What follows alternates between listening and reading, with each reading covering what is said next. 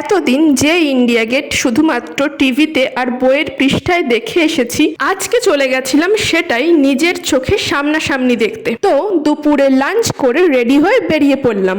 যেতে প্রায় 1 ঘন্টা সময় লাগবে, তাই দুপুর বেরিয়ে পড়েছিলাম। আর রাস্তায় যেতে যেতে দেখতে পেলাম এই সুন্দর সুন্দর পার্কগুলো। তো তারপর আমরা পৌঁছে গেলাম, আর ওই দেখো দূরে ইন্ডিয়া গেট। প্রথমে আমরা হাঁটতে হাঁটতে চলে গেছিলাম রাষ্ট্রপতি ভবনের দিকে। এই হলো রাষ্ট্রপতি ভবন।